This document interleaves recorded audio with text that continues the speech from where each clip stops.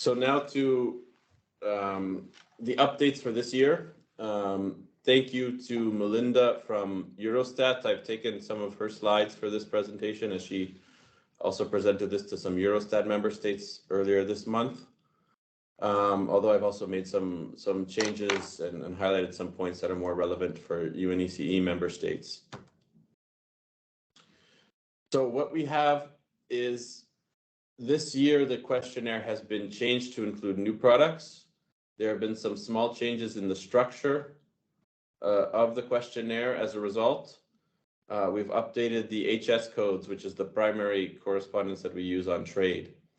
The reason for these updates, we can make changes with the Intersecretariat Working Group, the other three organizations, in any given year to the JFSQ, but in practice, every 5 years, we make a more significant update that corresponds to the entry into force of the revised HS codes. And the revised HS codes entered into force for 2022. This year is the first year that we will have data reported for 2022 in the JFSQ. So this is what we would call informally our Big Bang year, once every 5 years, where we make more significant updates to the structure. So I'll go straight through the new products that have been added. The first one is perhaps one of the simplest additions. It's sawdust, not agglomerated, emphasis on not agglomerated in logs, briquettes, pellets, or similar. This has been added into JQ1 and JQ2 as an of which item underneath wood residues. Now, there's 2 points to highlight about this. One is that if you look at item 3.1, wood chips and particles, a lot of wood chips and particles are produced using sawdust. What we're asking for under item 3.2.1 is not to report those items that are such as the pellets produced from sawdust that are used in the more efficient stoves, wood burning stoves. We're only asking for sawdust that is not agglomerated into any other products. So this is not under item 3.1, it is under item 3.2. The other point to highlight here is the reason we included this year. Item 3.2, wood residues, is chronically difficult for member states to report on, because it's very difficult. Actually, I should have included item 4 right below this. It's very difficult for you to differentiate it from recovered wood under item 4, because the HS codes for 3.2 and for item 3.2 and item 4 are the same. It's an X code. However, this year in HS22, there is a new code for sawdust, not agglomerated. And we are including this under item 3.2.1 because this does not overlap with product number 4.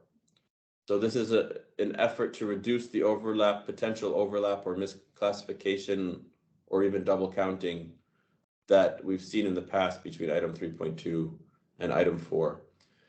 By including it as an of which, we do not affect the historical time series for wood residues or for wood chips or for recovered wood.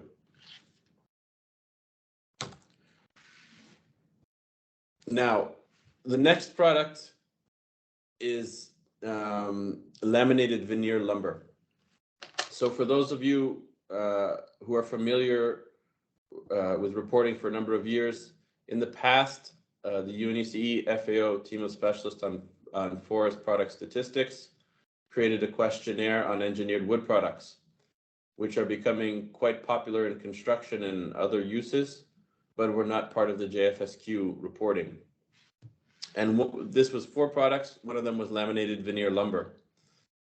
In HS 2022, there are now codes for laminated veneer lumber. So we're now able to include it in the JFSQ,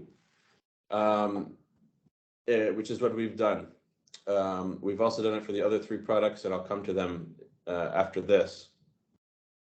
Now, in the case of laminated veneer lumber, if you look at how it was classified in the previous versions of the HS, so HS 2017, it would have been reported under plywood. And because of that, we've included laminated veneer lumber under plywood so that we do not affect the historical time series for plywood in the JFSQ data. So it is included as an of which. There's other types of plywood that you can report on with the HS codes now that we have not included because they're less relevant for our stakeholders based on all the input we've received to date. So it is an of which we're not requiring you to break down all of the different kinds of plywood, just laminated veneer lumber. We did break it down by coniferous and non-coniferous and by tropical. This is important for ITTO member states in particular, but it's really important for to have a global data set. So it's important for all member states to provide this information on tropical laminated veneer lumber as well when possible.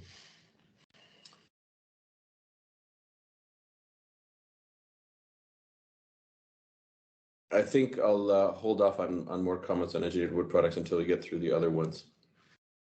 This has been integrated into table into JQ1 and into JQ2. So we have both the production and the trade.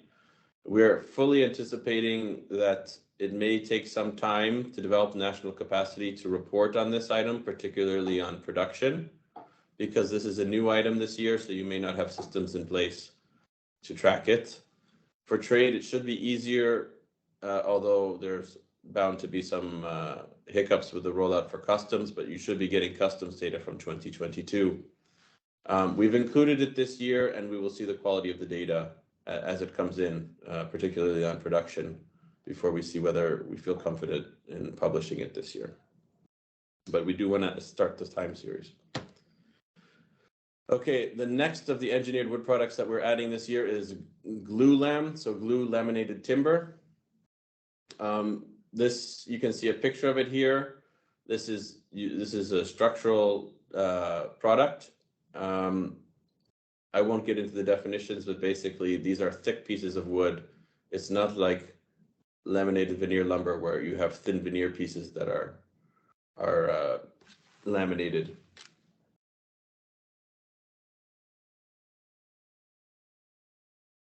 We have cross-laminated timber. This is the third engineered wood product. So as opposed to glue lam, where the boards are all in the same direction, here they are alternating every layer. But it's distinct from plywood again because the pieces are a lot thicker. And this is another structural product for buildings, for example. Excuse me. And finally, the fourth engineered wood product, I-beams, also called I-joists.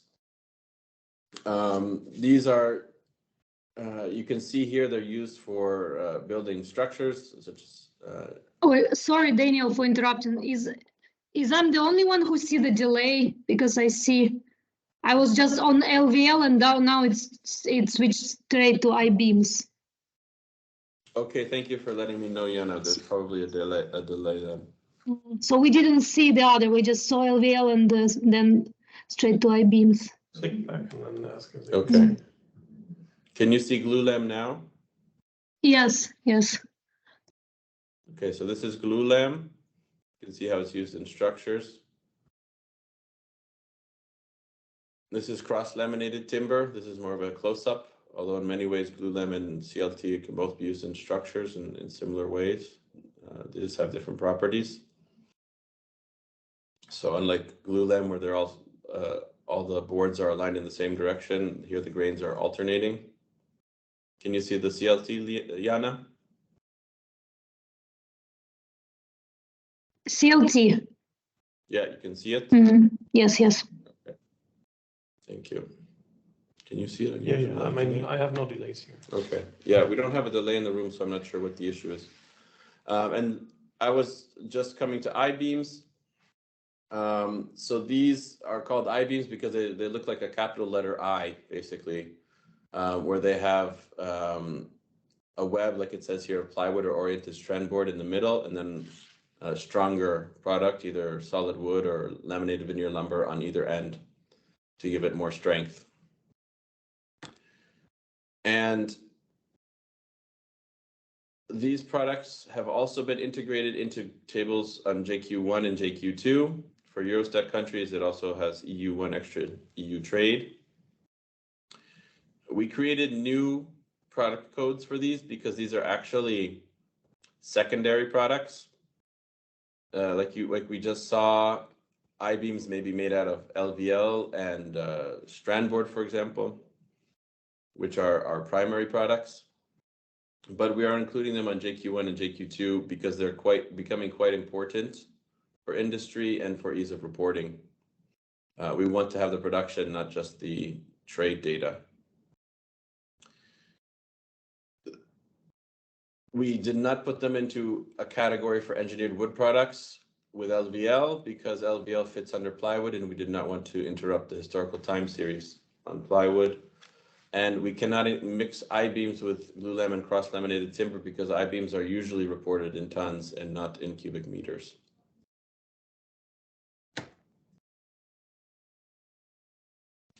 Because we've added these 4 products that you can again see here, these used to be reported as one of the elements of item 13.4 on JQ3, builders, joinery, and carpentry of wood.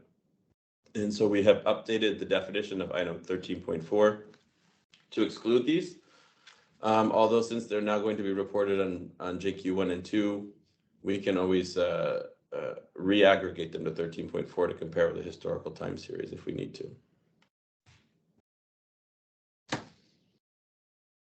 Finally, a minor change, but one that could be a source of errors if you have a somewhat automated process for completing the JFSQ.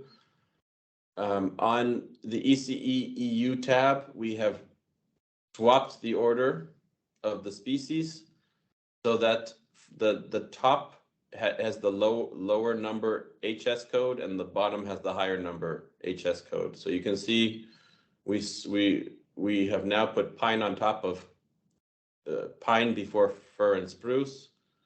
We have now also put birch before poplar and aspen.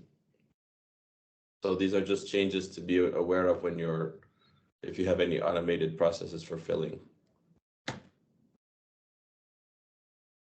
So if you're interested in a more systematic description of the changes to the HS codes for forest products, I really highly encourage you to go to this publication by FAO, which highlights the changes from HS 2017 to HS 2022 for all forest products. This is what it looks like if my slides are updating for you. So on the left, you have the HS 2017, and on the right, you have HS 2022, which has more detailed breakdown on many items and the highlighted changes between them. This is just a screenshot. It's a much more detailed document. Some things to highlight on the HS codes. This is one of the ones that we're the most concerned about. HS 22 created new codes that have combined reporting for spruce, pine, and fir, and another one that has combined reporting of hemlock and fir. As we just looked at for ECE EU, we ask for reporting at the species level. So we're asking for pine to be reported on its own. These codes, we understand were proposed, they weren't proposed by us, but we understand they were proposed by stakeholders who have difficulty reporting individual species, either because the shipments are mixed or because of classification issues. But at the national level, we really encourage you to try to minimize the use of these joint codes and to keep using the historical codes. So you can see here for coniferous, 4407, 13, and 14 are new this year. They're highlighted in red for product code 6.C. In the past, we did not have these. We just had species-specific codes, 4407, 11, 12, and 19. And those are much preferred to be used. So as correspondents, we really encourage you to work with your stakeholders to try to get this data at the species level as much as possible.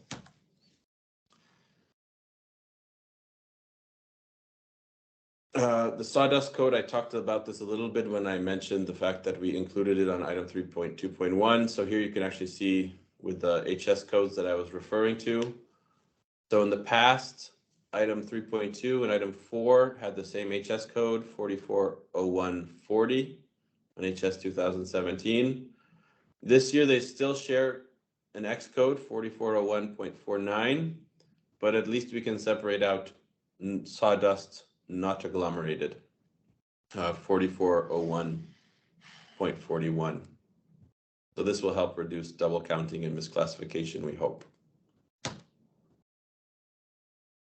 So that's been quite a dense presentation. I'm happy to go back to any of the slides. Also for exchange, comments, questions, not just on my presentation, but we wanted today to leave time for exchange among the participants. We have a lot of experts on the call with us today, in addition to my presentation, so please feel free to come in with technical questions that you may have, as well as any specific questions on the presentation. Thank you very much. So if you do want to come in, please raise your hand or put a note in the chat.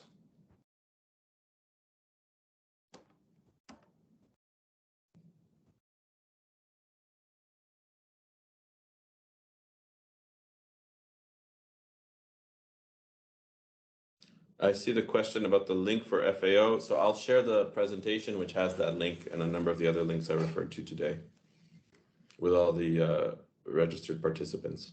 And I think I'll probably share it with everyone who got the invite, because not everyone was able to join. Also, let us know if you found any errors or mistakes in the documents that we've sent to you, because we are planning to send them out by the end of this week.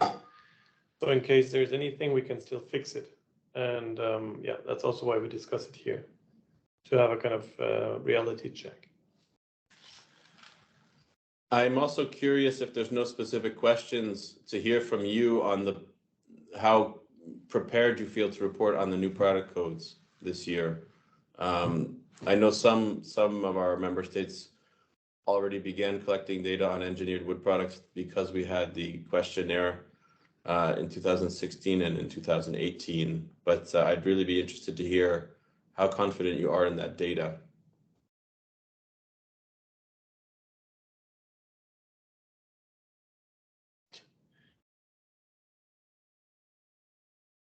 Oh.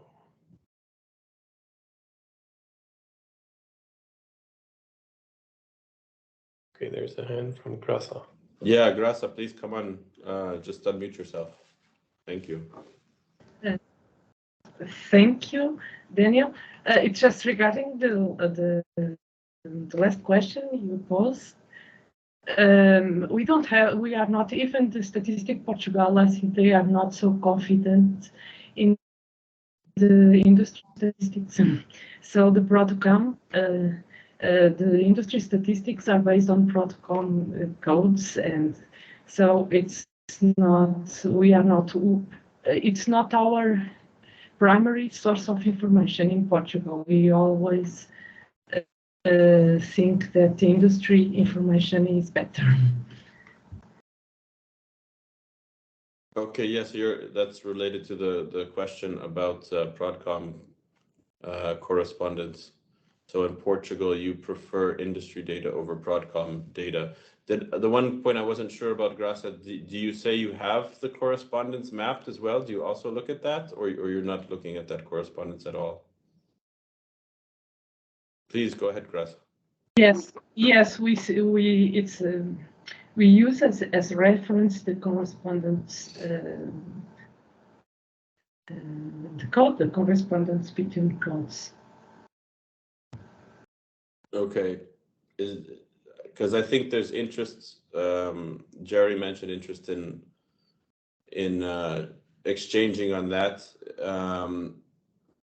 Is that something, and not just to Grasa, but to anyone on the call, that would be useful for you, or that you could share? We can also discuss this in the team of specialists, but is that a useful correspondence table for us to include in the JFSQ in the future for others? And can anyone share what you use nationally already?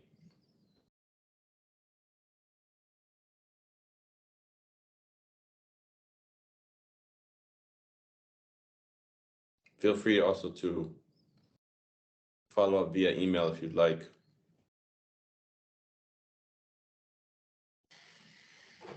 Any comments on the way that the new products have been integrated into the questionnaire this year, or questions?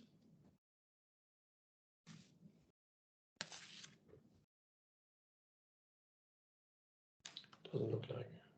No. Okay. Just check here.